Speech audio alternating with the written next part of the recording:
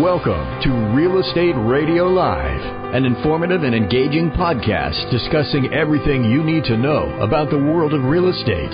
Your host, Joe Caccera, provides you with insight and guidance on how to buy, sell, finance, and invest in real estate. He also offers real estate tax management strategies, new construction advice, home improvement tips, and much, much more. And now, to guide you around the world of real estate, here's your host and Real Estate Radio Live team leader, Joe Caccera.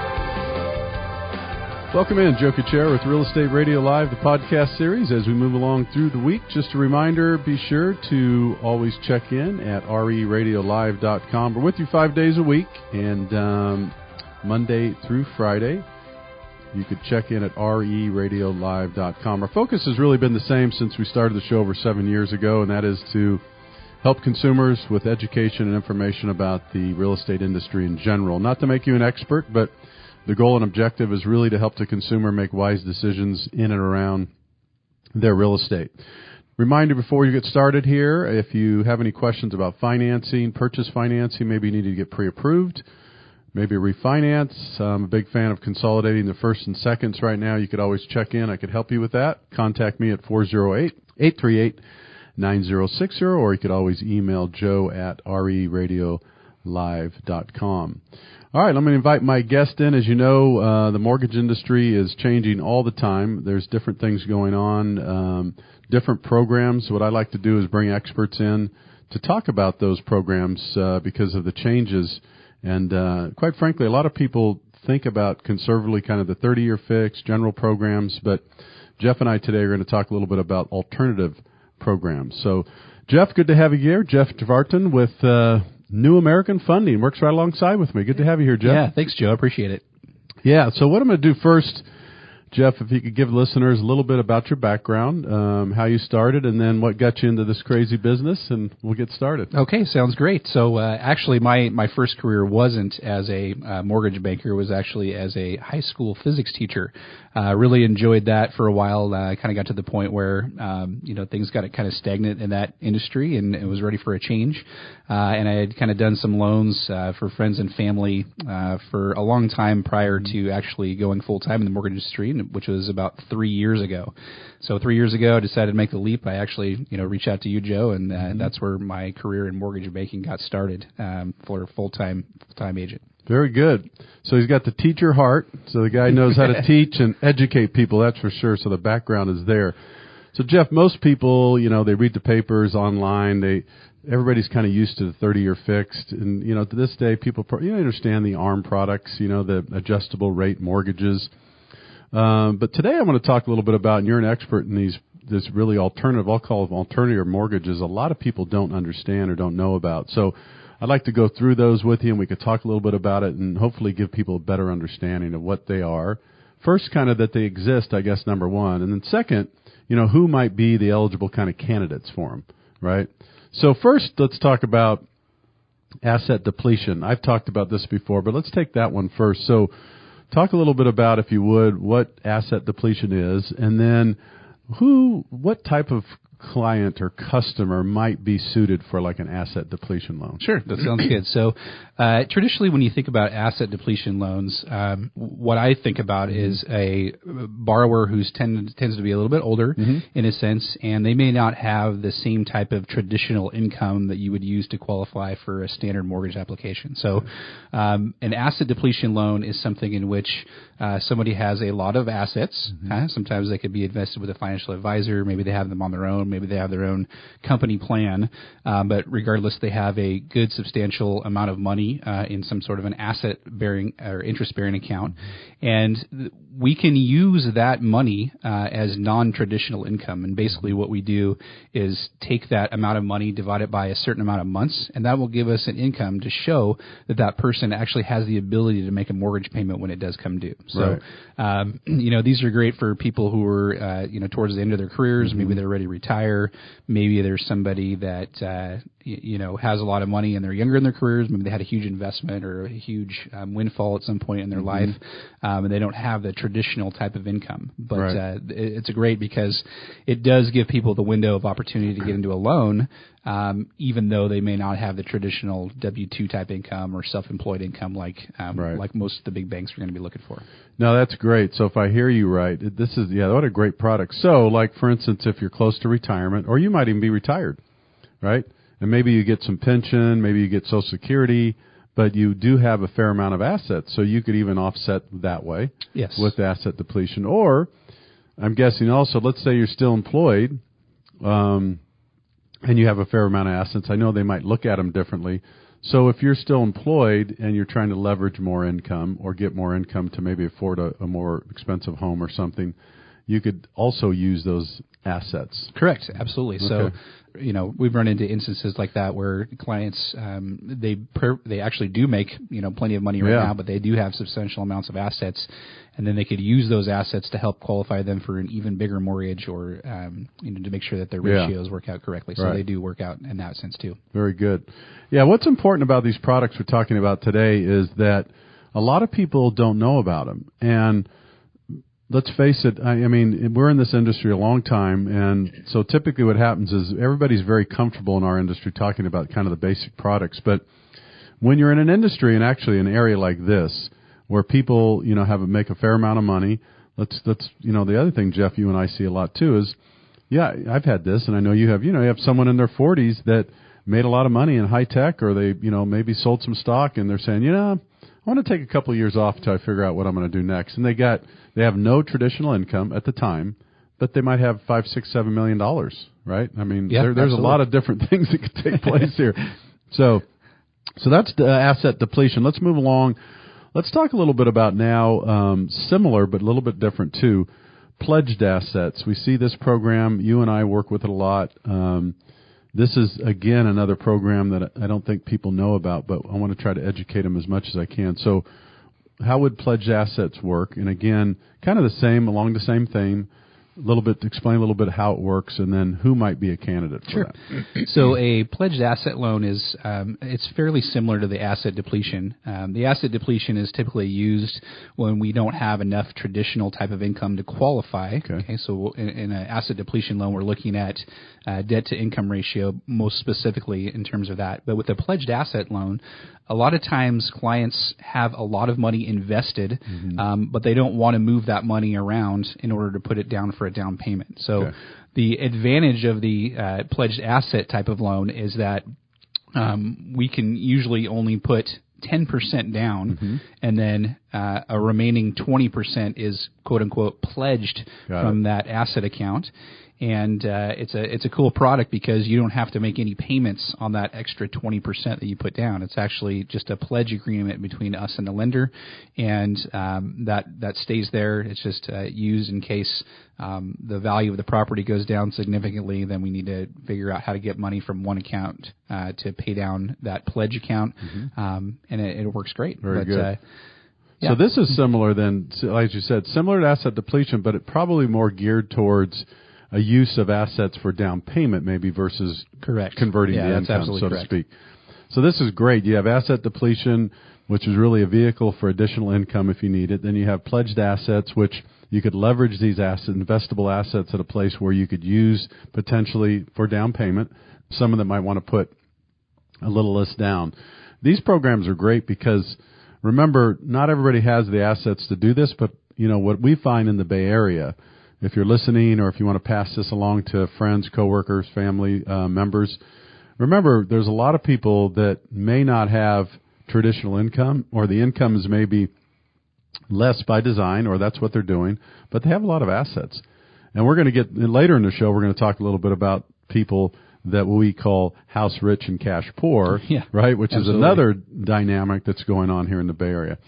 All right, so before we take a break, let's talk about maybe some cross-collateralization. That's also along the same lines as you and I would say, kind of untraditional, unconventional financing that a lot of people may not know about. So take us through that a little bit, how that cross-collateralization works, and then again, who might be the candidates for it. That sounds good. So cross-collateralization is actually, it's fairly new in the residential lending industry, but it's actually very common in the commercial industries, finance industry. So what it does, we use equity in one property as collateral for a down payment in a new property. So we can use these with owner-occupied purchases. We can do it with second homes. We can do it with investment properties. But the trick is with cross-collateralization, you need to have plenty of equity available to be able to cross that equity into the down payment of another property. Got it. So you have an example. I just did one of these, and I know you've done several too. So you have a situation where maybe someone, for whatever reason, maybe they don't have the money, or maybe they're self-employed. They want to use their, keep their cash or reserves, if you will, for other purposes, and they're going to buy a home. And let's say they own a house free and clear in San Francisco, and that's worth $1.5 million or something. So they could use that property in San Francisco to cross. That's correct. Okay. And it's very similar to the pledged assets thing. So with the pledged assets, we have actual cash equivalent assets, stocks, bonds, whatever it may be in that sense. But with the cross-collateralization, it's equity. So we're doing just the exact same thing with the cross-collateralization loan that we do with the pledged assets. And all we do is use that equity in terms of a down payment. It's very similar in the sense that with the pledged assets, you do a pledge agreement. With a cross-collateralization type of a loan, you do a cross-collateralization agreement. And again, you don't have to make any payments on that. It's used as collateral for us as lenders to be able to lend our money out so that in case of a default, we have something to recoup in case that happens. Very good. All right, we're going to take a quick break. When we come back, we're going to check in. We're going to get back with Jeff. We're talking about untraditional, kind of unconventional financing, if you will. Most people know about 30-year fixed, 15-year fixed, just basic mortgages, which are really good. Most people take. But today in this market, really in Silicon Valley and in a lot of different places, we want to continue to add value to our clients and a community and educate them on other processes, other programs, and that's what we're doing today. This is Joe Kuchera with Real Estate Radio Live, the podcast series. We'll be back with you to continue in just a minute. For more information on today's program, visit reradiolive.com. That's reradiolive.com.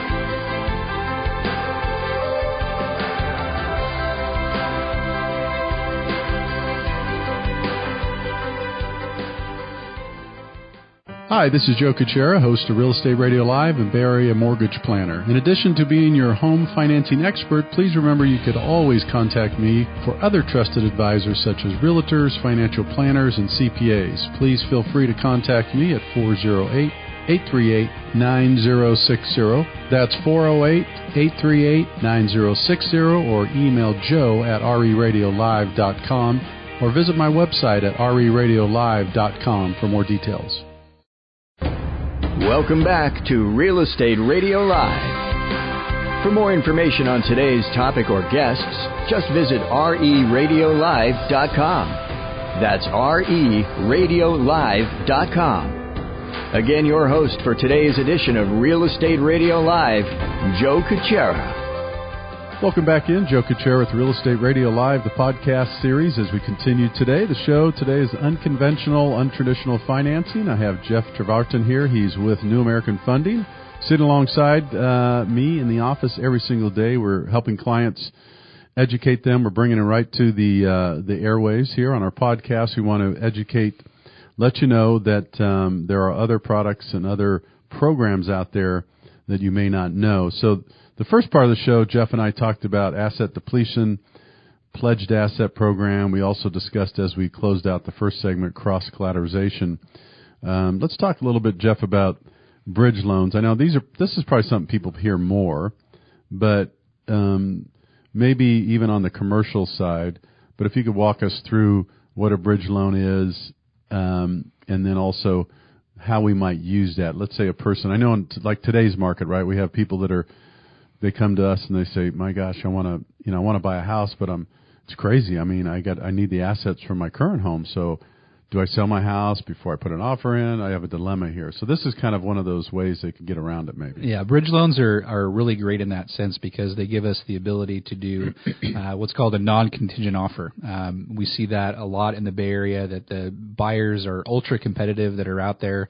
You have multiple offers on one property where the price gets bid up. Some of those may be financing offers, some of those may be cash offers, but the trick, I guess, for a listing agent is to determine which one's the best. And for us, in terms of financing, the bridge loans are great because they can do up to 100% all cash financing based on the equity that you have in a property. The great advantage with bridge loans is that they're really fast, and we can close those in as little as 15 days. The disadvantages of a bridge loan is that it's quite expensive because you're going to be paying points up front. And it's by design that way because a lender that does a bridge loan is actually a short-term lender, and what they want to do is get their capital back quickly. So the way to do that is to charge really high interest rates and a lot of points up front, so they make their money in the fees. So with a bridge loan, what it does, it's just what it sounds like. And again, like you said, this is something that is definitely very much in use in the commercial industry, commercial finance industry a lot. But it's also in play here, especially in the Bay Area with residential finance.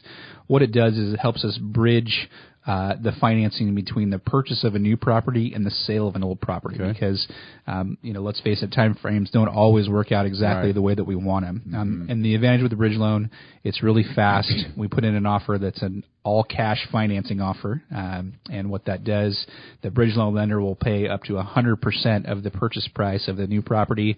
The equity in the departing residence is used as collateral for the new property, and then as soon as the departing residence property is sold, that equity goes to pay off or pay down the bridge loan. And then whatever's remaining left over in terms of financing would be what's called a takeout loan, and that's just like a refinance that you and I would do.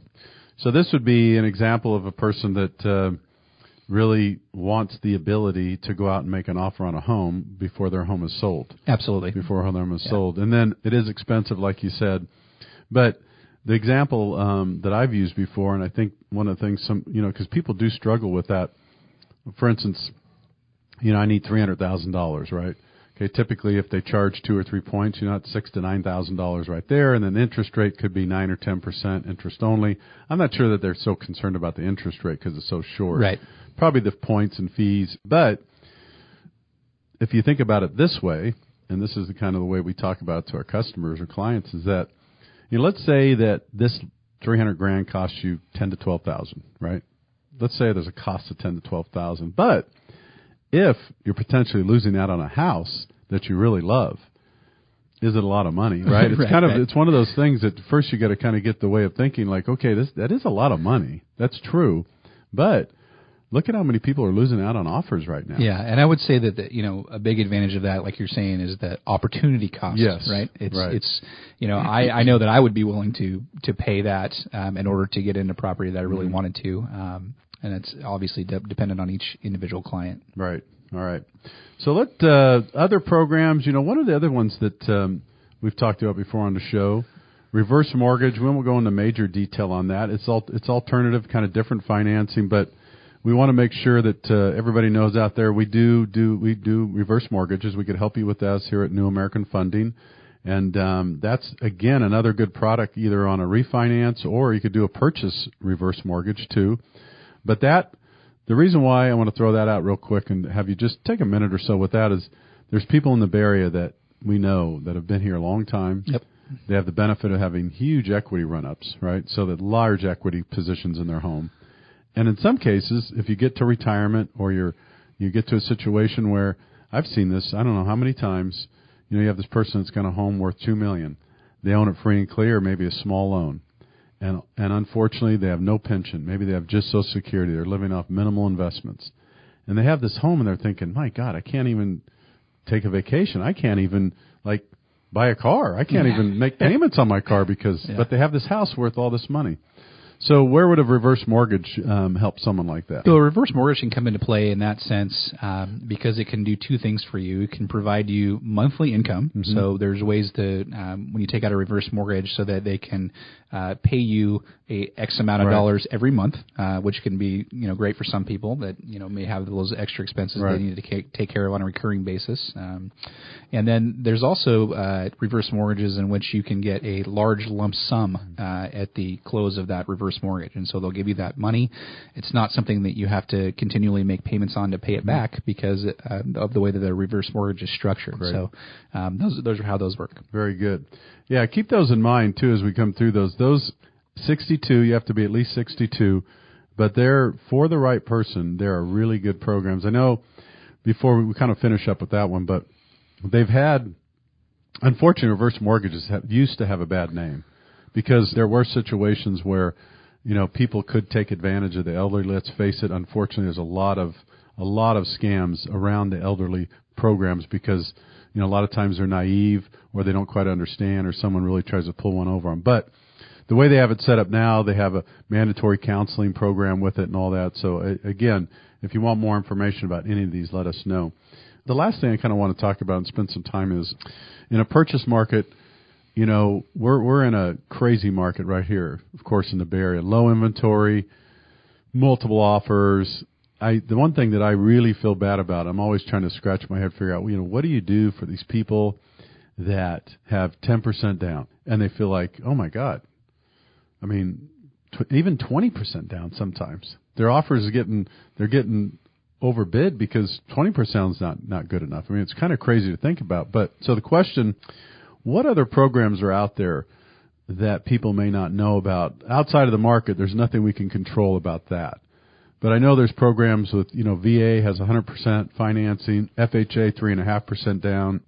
We have 5% down, 10% down. Maybe just take a minute or so and just maybe kind of go through some of the programs that people may not be available or understand. They have a good income, but they could certainly have the ability to get into the house with some lower down payment programs. Yeah, so I think that you and I both see these a lot in terms of financing, but what we've also noticed in the Bay Area that the median home price is just skyrocketing through the roof. Yeah. So people may have plenty of cash in our minds, but in terms of lending, and when we look at jumbo loans, they may not have the 20% down like you're saying. So the lending environment, in my opinion, is starting to really loosen up a little bit because they're realizing that a lot of these products, don't fit the average home buyer, especially in the Bay Area. So we've got some new programs that have come out just recently over the last month or two in terms of down payments for jumbo loans. So one of the things that I think that I really like is a program, and I call it the Asset Maximizer. I don't think it has any sort of name to it. It's a good name. Catchy name. But somebody can only put we can have it so somebody could put 5% down up to $1.5 million, which is I think a huge deal in terms of loosening things up.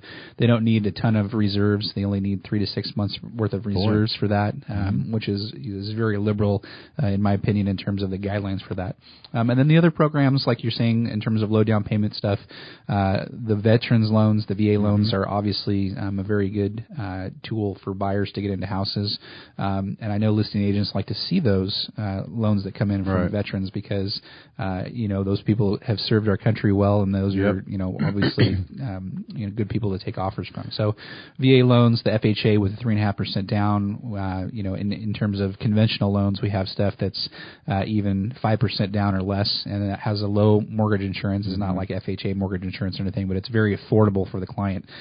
Interest rates are still, right on par with what they're supposed to look like in terms of even somebody that's putting 20% down when we're looking at those loans. So very good loans and a lot of opportunities out there for anybody that is looking to purchase those properties. Very good. Where do you see, we got about a minute or so before we wrap up, interest rates, where do you see those? We're heading in here to the last quarter here soon into the year. The Fed's made a couple of moves. Interest rates historically are still good. You could get 30-year money, in some cases still under 4%. Where do you see rates, as we wrap up this year and then maybe going into next year? Well, that's the tough question, right? In terms of what I see in the market, and you may see some of the same things, but I feel like as the Fed has announced that they're going to start to reduce their balance sheet a little bit, I think that's going to put an upward pressure on mortgage rates. And I don't think it's going to be huge. I don't think we're talking like 2 or 3%. I think we're talking maybe 1/4 to 0.5% higher as the Fed starts to do that. They call it quantitative tightening as opposed to the quantitative easing for so long. So the opposite. that's I think a big thing. And then of course I guess the wild card is inflation. What's going to happen in terms of that? And as of late they're kind of worried about what the inflation number is, so that kind of makes a dovish tone. So maybe they won't be raising the federal funds rate or the prime rate later this year. So very good. It's tough to determine.